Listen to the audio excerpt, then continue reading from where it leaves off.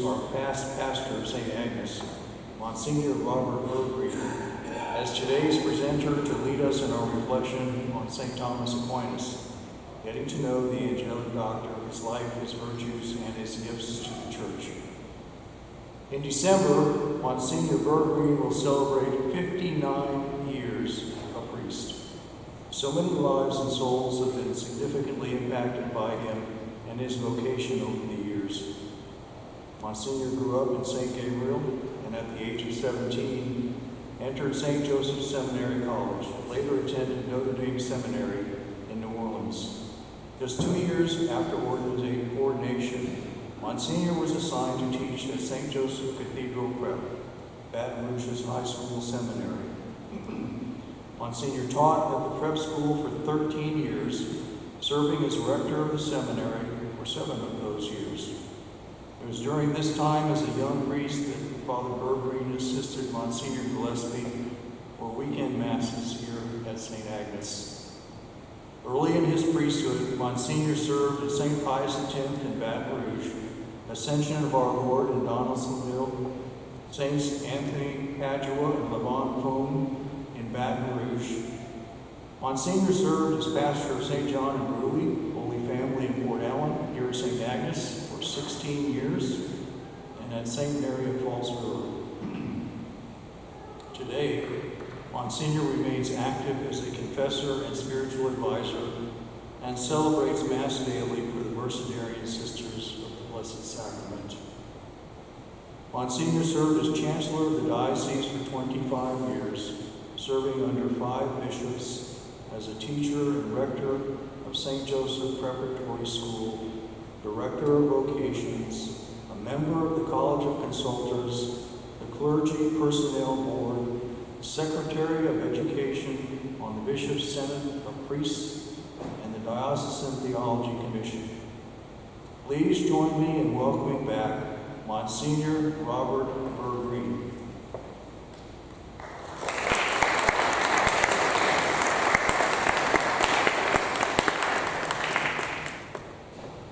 Good morning. I'm going to talk a little bit this morning, not very long now, because I don't like to stand up too long, okay? So y'all, I'm going to be merciful on y'all. I'll talk just a few minutes about St. Thomas Aquinas. You know, when I was in the seminary, St. Thomas was the theologian to study. I suppose he still is. He's one of the great theologians of the Church, and his theology is taught in all the seminaries. His feast day is January the 28th, and it's the octave of the feast day of St. Agnes. And so there is a relationship between St. Thomas Aquinas and his devotion to St. Agnes. Because, now, first of all, both Thomas and Agnes were from central Italy. So they were Italians. You know, any Italians in here? You have a great reason to be proud of these two saints. There are many points of connection between the two, St. Thomas Aquinas and St. Agnes. First of all, they both came from central Italy. St. Agnes came from Rome, and St. Thomas from just south of Rome, between Rome and Naples. And secondly, they both were from influential aristocratic families. St. Agnes was from a noble Roman family, and St. Thomas was from a mixed Germanic and Italian family. He was related to the Holy Roman Emperor.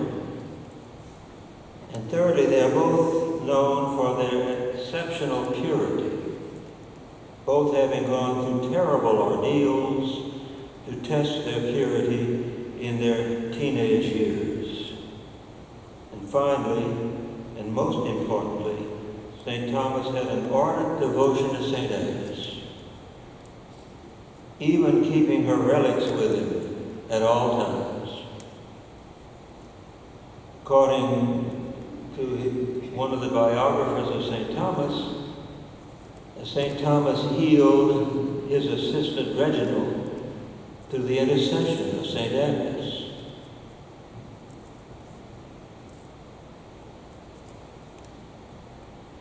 There is reported a miracle that St. Thomas performed at the castle of La Molara, where they had stopped for the night. By means of the relics of St. Agnes, which he always carried with him, St. Thomas cured his companion Reginald, who was in the grip of a strong fever. To celebrate the memory of this event, Thomas declared that he wanted to give his students a good dinner each year for the saints' feast. He had hardly time to do this once because he died the following year, so they were deprived of that annual dinner. The thought of Thomas giving a feast for his students in honor of the young virgin martyr Agnes kind of touches my heart. St. Thomas is not the remote, sterile academic that some people make him out to be. But why would St. Thomas have such a strong devotion to St. Agnes? And to answer this, we can look very briefly at her story. St. Agnes, whose name in Greek means purity, and in Latin it means lamb, died a martyr in Rome on the 21st of January in the year 304 AD. At the age of 12. Various accounts exist of her martyrdom, but what is common to them is that she vowed virginity, some say resisting the advances of the Roman prefect's son, steadfastly withstood the violent pressure of the Roman prefect during her trial, was publicly exposed to shame, but was miraculously preserved. She was tortured by fire, but without harm, and she was finally beheaded. She has become one of the most renowned of the early martyrs, finding a prominent place in the Roman canon of the Mass and a well-celebrated feast day, becoming a central model of Christian purity. And we could well use her example in today's world. Once again, the story of St. Agnes has a real connection to St. Thomas. His purity was also challenged in his adolescence, though this time by his own family. He was abducted by his brothers with the consent of his mother. She must have been a wonderful woman. And even the Holy Roman Emperor approved of the abduction. His family locked him in 2 of their castles. They were kind of rich. They didn't have just one castle. They had several. For 2 years, in an effort to persuade him to abandon the Dominican order, his aristocratic family could not stomach a man being part of a band of itinerant beggars, which the Dominicans were. Getting desperate, his brothers enlisted the help of a prostitute whom they tried to force on St. Thomas. But he took a brand out of the fire and chased her out of the room. I'd love to see that. There's a few that he should chase out of our few rooms today if he were here, I'm sure. This part of the story is fairly well known, but there's more. Like in St. Agnes' story, there was a miraculous manifestation of the saint's purity. He is said to have made the sign of the cross with the brand on the wall, and then to have fallen into ecstasy. And the angelic warfare confraternity relates what happened next. According to the records of his canonization, St. Thomas at once fell into a mystical sleep and had a vision. 2 angels came to him from heaven and bound a cord around his waist, saying, "On God's behalf, we gird you with the girdle of chastity, a girdle which no attack can ever destroy."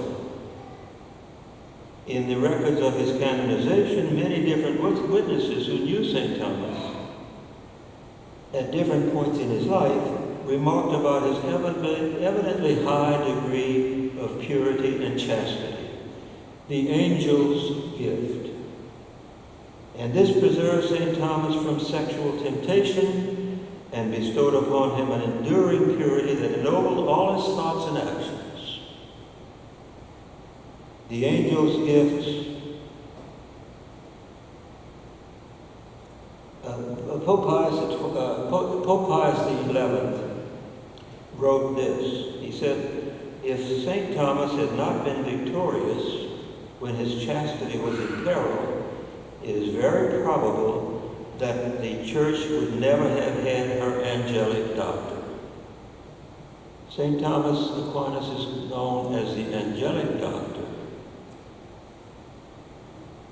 This point from Pius XI is very important. It's no coincidence that the Church's greatest theologian, and Thomas Aquinas is that, the Church's greatest theologian, is also known for his exceptional purity. In fact, it is precisely one of the main reasons why he could exercise such supernatural contemplation and clarity of judgment in matters of the faith. St. Thomas himself describes the importance of withdrawing from temporal distractions in order to contemplate. Because purity is necessary in order that the mind to be applied to God. Since the human mind is soiled by contact with inferior things, even as all things depreciate by admixture with baser things. For instance, silver depreciates by being mixed with lead. Now, in order for the mind to be united to the Supreme Being, it has to be withdrawn from inferior things. And therefore it is that without purity, the mind cannot be applied to God. Aquinas' purity was essential to his theology, making him the angelic doctor in more ways than one. Another way being his extensive writing on angels. Even with his angelic gift of purity, St. Thomas had a model of purity in his life, St. Agnes. Even the saints needed to rely on other saints. We need models of purity too. In this blessed octave from January 21st to the 28th, in which we celebrate the feast, we have 2 great models bound together in many years, in many ways. And coming back, the Dominican order sponsors the confraternity of the angelic warfare.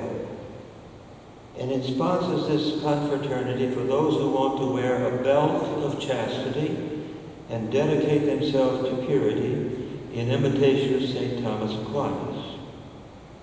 If you're interested in that, you can visit their website. I don't have the reference to that website, but I'm sure you can find it. They also have 2 wonderful prayers for purity. One to St. Thomas and one written by him. I'd like to read to you the prayer to St. Thomas for purity. It goes like this. Chosen lily of innocence, pure St. Thomas, who kept chaste the robe of baptism and became an angel in the flesh after being girded by 2 angels. I implore you to commend me to Jesus, the spotless Lamb, and to Mary, the Queen of Virgins. Gentle protector of my purity, ask them that I, who wear the holy sign of your victory over the flesh, may also share your purity. And after imitating you on earth, may at last come to be crowned with you among the angels. Amen.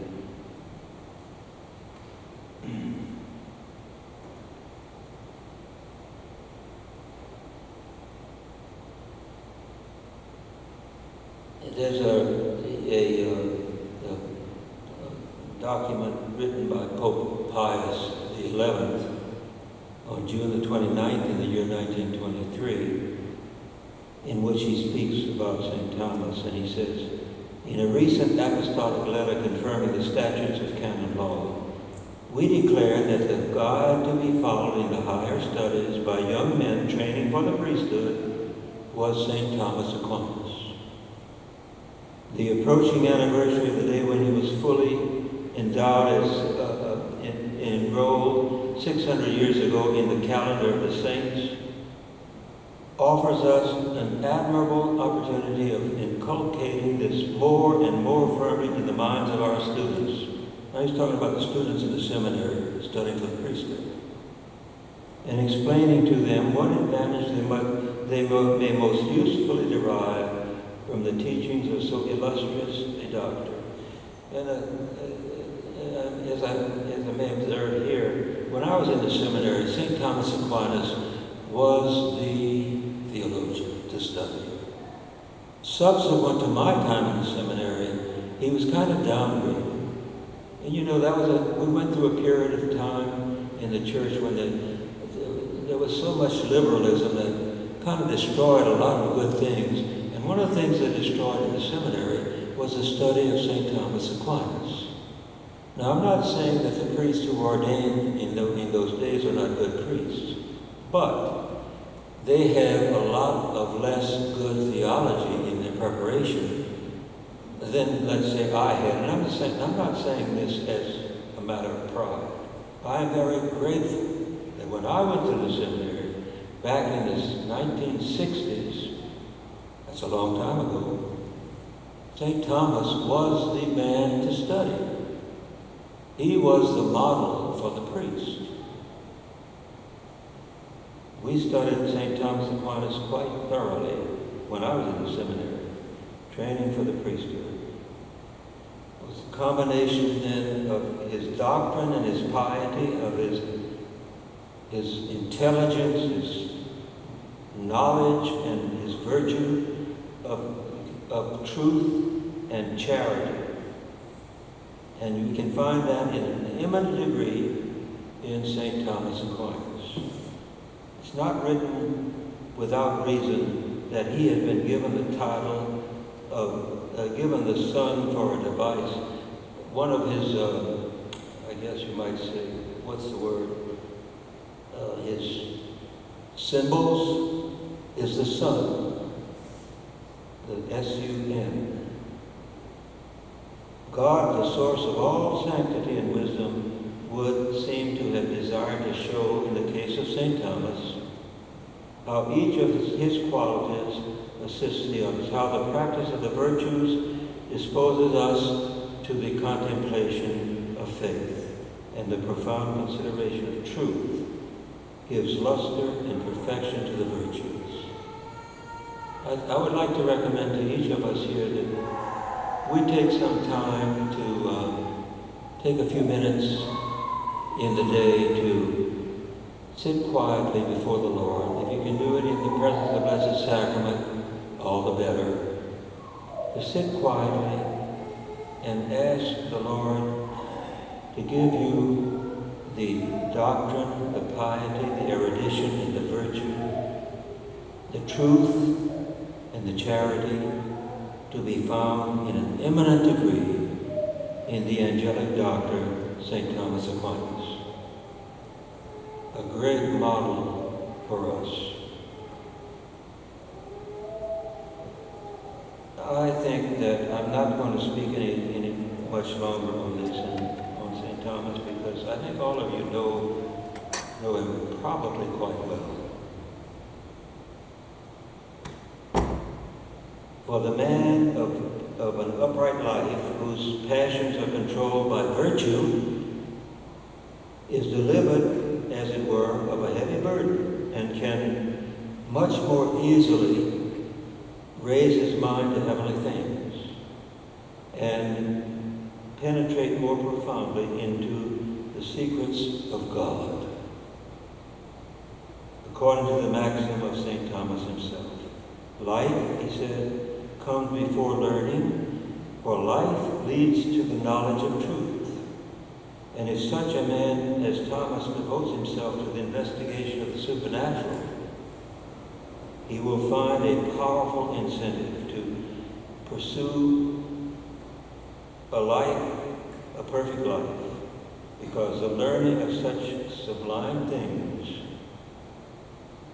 the beauty of which is a ravishing ecstasy, so far from being a solitary or sterile occupation, has to be said to be, on the contrary, very practical. Very practical. These are the first lessons that may be learned from the commemoration of this saint.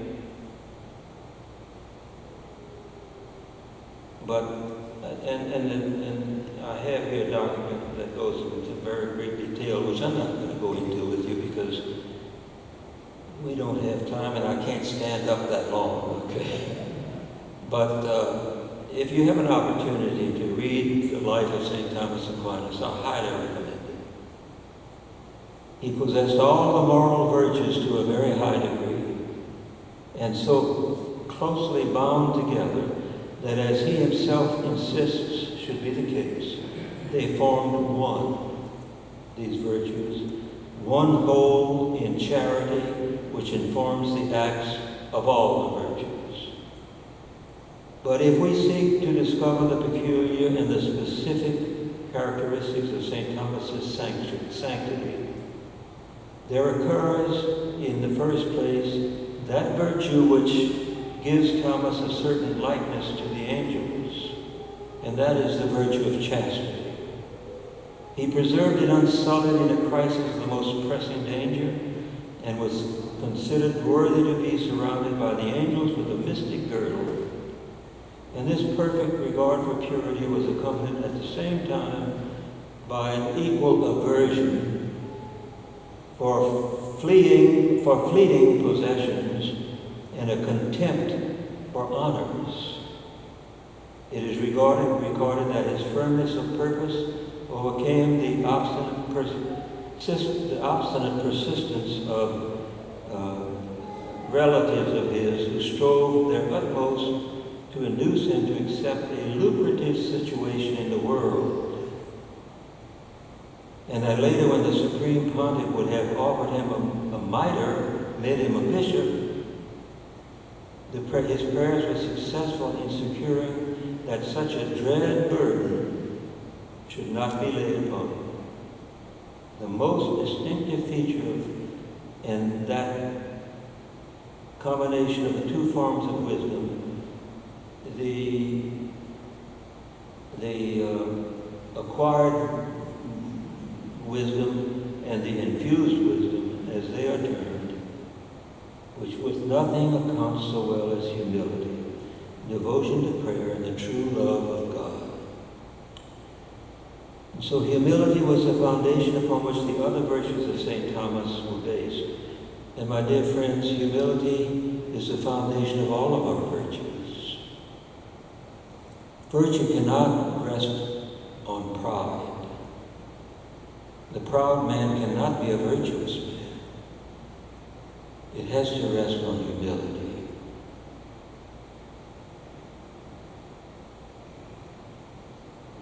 Well, I don't want to go into any. I got enough material here. I could keep y'all here all morning if you want. How many want to stay here all morning? Raise your hand. Well, we do have one. But that's not exactly the majority, is it? Well, anyway, I think that I'm glad that we're celebrating St. Thomas Aquinas in this way. When I was in the seminary, St. Thomas Aquinas was the model of theology. Now, subsequently to my days in the seminary, the church went through a period of modernism, if you want to say it that way, in which St. Thomas was kind of put on a back shelf. And some of the more quote-unquote modern theologians who have very little substance to them came to be honored more highly in the seminaries. And I hope that, and I know that the men who went to the seminary in those days, the 1980s and part of the 90s, and were ordained, are good priests. But they were deprived in many ways by the lack of emphasis that was given in those days in the seminary to the theology of St. Thomas. St. Thomas is the angelic doctor, and his theology is really the basis of our Catholic theology. And so, I thank you all for being patient and waiting for me, and I need some help to get down out of this pulpit, and I'm gonna go and let you all go. Thank you all. I'll give you a blessing. All power, all glory be to Almighty God. May the blessing of Almighty God, Father, Son, and Holy Spirit come upon you and remain with you forever. Amen. And have a blessed day. God will surely bless you for waiting to hear these few humble words of his most unworthy servant. God bless you all.